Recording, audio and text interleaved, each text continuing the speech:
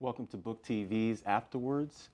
My name is Peniel Joseph from Brandeis University, and I'm here with author Philip Dray, the author of Capital Men, the epic story of Reconstruction through the lives of the first Black congressman.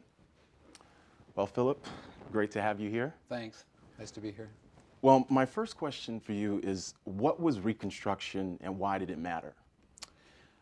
Reconstruction was kind of a broad term, really, but it describes the impulse at the end of the Civil War, which of course had been terribly divisive and also destructive to the South, to basically reconstitute the nation in a way that both brought the Confederate States back into the Union under terms acceptable to the North, but also would establish the former slaves. There were 4 million slaves who were now free.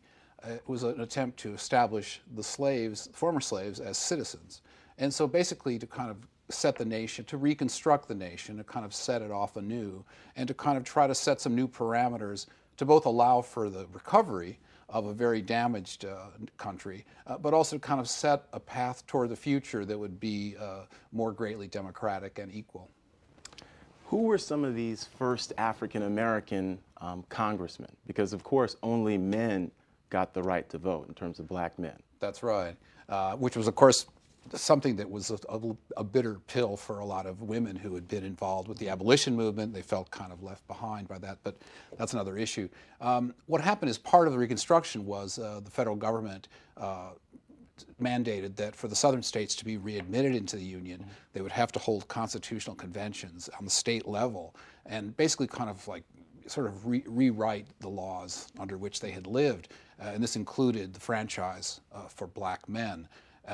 And so in those conventions, which were biracial, it was an incredible moment in American history, really. You had the first kind of biracial enclaves in the South. Some of the Black men were former slaves. And so this alone was a very kind of a momentous sort of coming together. And they were successful at hammering out kind of new constitutions for these states. Ultimately, they also had to ratify the 14th Amendment, which granted citizenship rights to all Americans, and ultimately also the 15th Amendment, which granted the right to vote to Black Americans. And so you saw this kind of very great enthusiasm among African Americans to become part of the political process. And it was something that really kind of surprised whites to a great extent.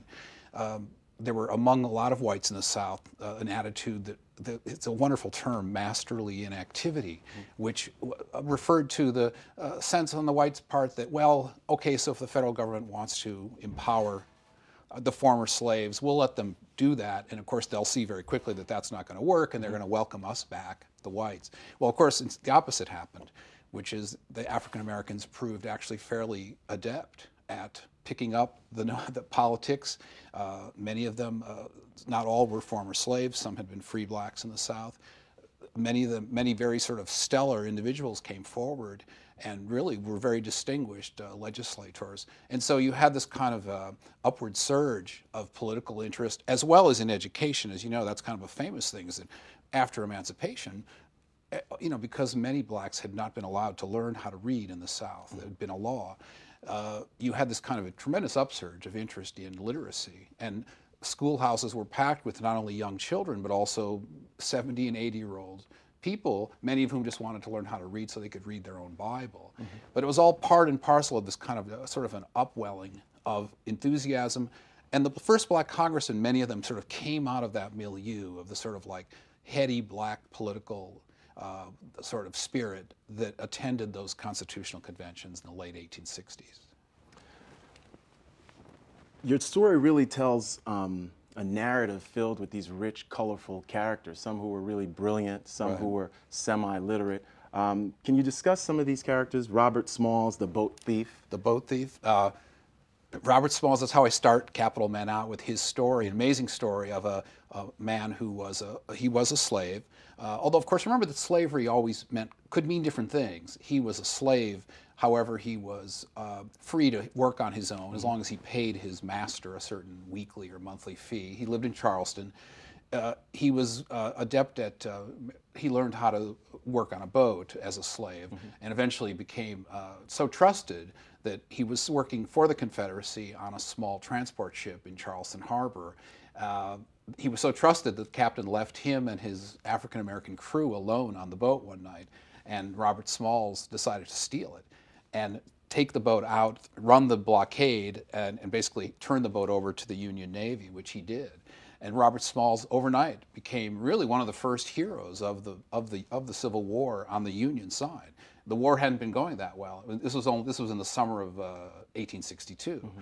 Things hadn't really progressed that well, and so he was kind of proclaimed throughout the land, as there were pictures of him and the boat. And he went on then, more importantly, even he went on to parlay this stature. He became an advocate for allowing black men to serve in the Union Army, mm-hmm. which was something that was very controversial. President Lincoln, many other people, thought this was not a very good idea.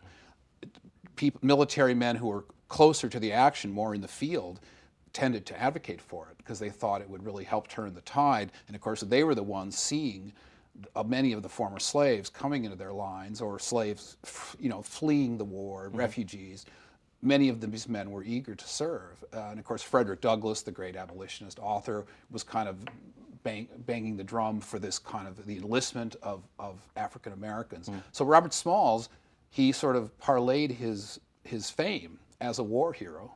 The slave who became a war hero, he became a very valuable advocate because his own example completely sort of reversed any reservation that whites might have about whether blacks were resourceful enough, brave enough, had the character to serve as soldiers. And of course, Robert Smalls' example showed that excellently. So he wound up coming to Washington. He met with President Lincoln and various other characters.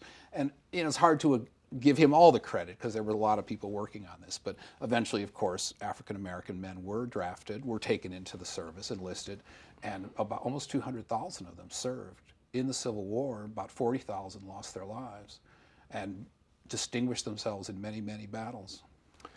Capital Men makes the claim that in spite of the criticism that the white Southerners really railed at these black congressmen, that they were pretty effective legislators. But PBS Pinchbeck seems to me a very colorful character from Louisiana, an outsized figure who sort of straddles the line between trying to be a kind of reformer but also accepting the status quo. Pinchbeck is a really remarkable figure.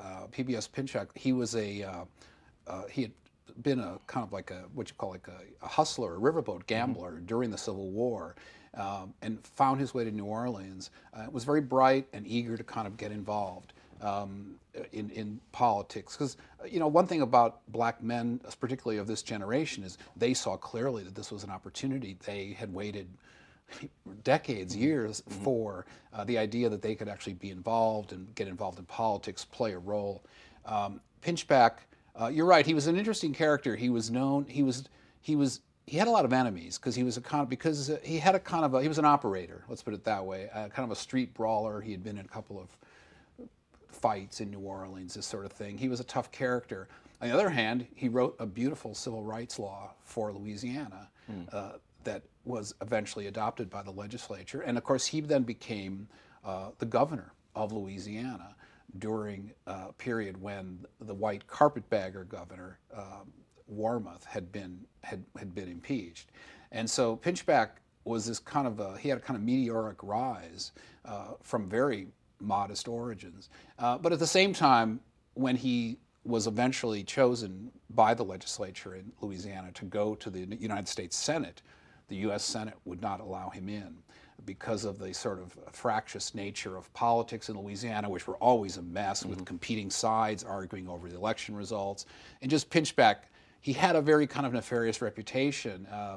There was a man, kind of his nemesis in the war in New Orleans was the Lieutenant Governor, Oscar Dunn, mm-hmm. who was kind of his opposite in it. He was a very upstanding, kind of squeaky clean African American politician who was sort of universally beloved in New Orleans.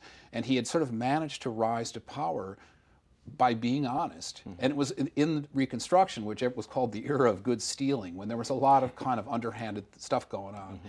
Dunn really kind of stood out. What happened though, in 1872, Dunn mysteriously took ill and died, and many suspected that he had been poisoned. This was never has never really been ascertained. But of course, Pinchbeck, some aspersions were cast in Pinchbeck's direction. Anyway, ultimately, though, Pinchbeck, despite his many good qualities, was not ever allowed to actually serve in the U.S. Senate. He was sent home